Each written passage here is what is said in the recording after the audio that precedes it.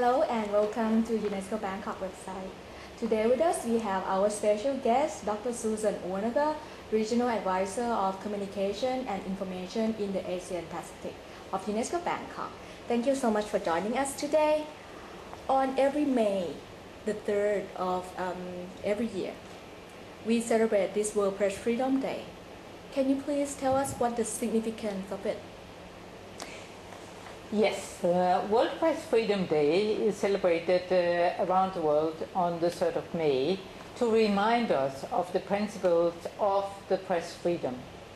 And also, sadly enough, to commemorate the journalists who lost their life in the line of duty. But coming back to Article 19 in the Universal Declaration of Human Rights, and now I'm quoting, we have the statement about the freedom of information and freedom of expression, that is to seek, retrieve and impart information and ideas through media and regardless of frontiers. And how important is freedom of the press? Yeah, I laugh a little bit because for me, freedom of the press is very, very important. If the media didn't have access to information and freedom of expression, they could not play the vital role informing the public about the information. And that indicates that freedom of information is not for journalists only, but also for society as such. And for this year, we celebrate this under the theme, Rights to Information. Can you please tell me what would happen if we live in the world without freedom of information? Yeah. It would be information poverty and no democracy. Because a democratic environment requires that we have access to information, and that the media have access to information and can communicate this information to the general public, to the civic society, and in that way empower them.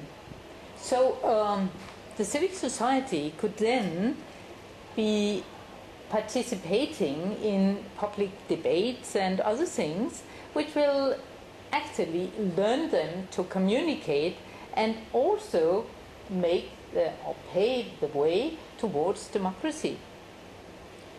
And for the press freedom situation in the Asian Pacific, especially if you could comment a little bit on Thailand and our neighboring countries. Yeah.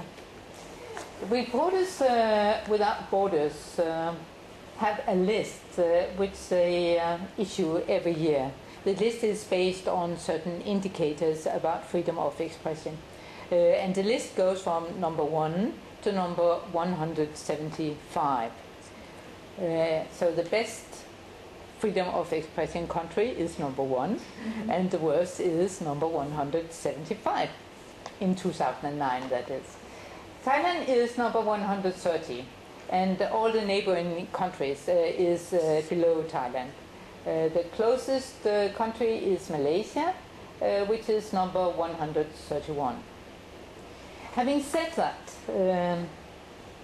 I need to stress that there is a concern about the media violence here in Thailand.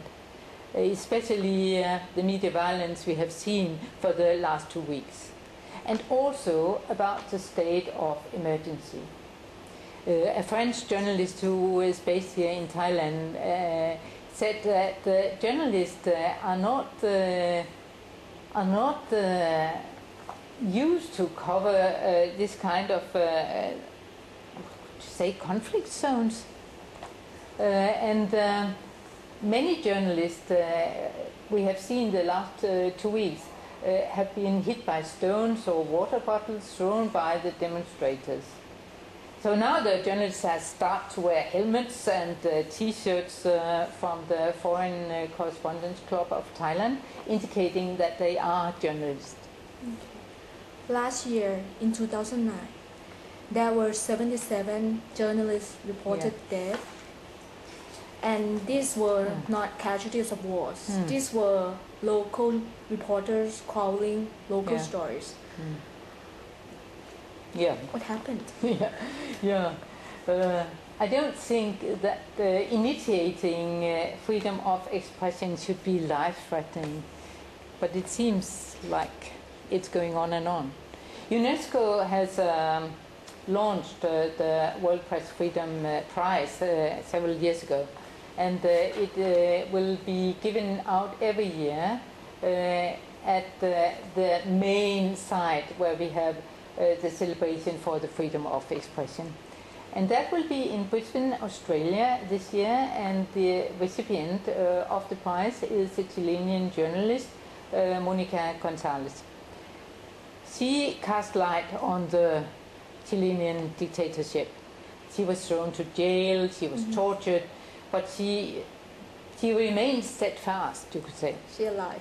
Yes, and she is alive. And she's now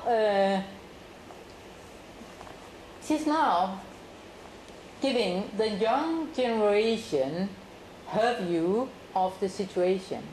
And in that sense, she covers two of the main aspects of UNESCO's goals, that is freedom of expression and education.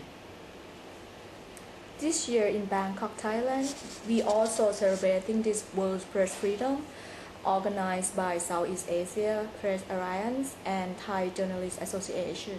Can you please tell us about it? Yes, the celebration, SIAPA and Thai Journalists Association, will be on the 3rd of May, on Monday the 3rd of May. It will start at 9:30 at the Thai Journalists Association with a debate and award ceremony for the best essay.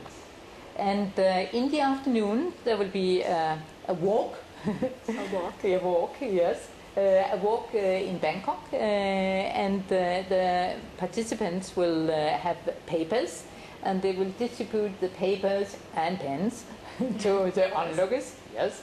And they will be asked to write down what they think about the media coverage.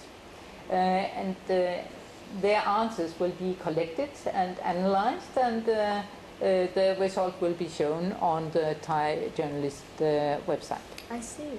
And there would be another co-event organized in Phnom Penh, Cambodia? Yes, we'll have another one in Cambodia.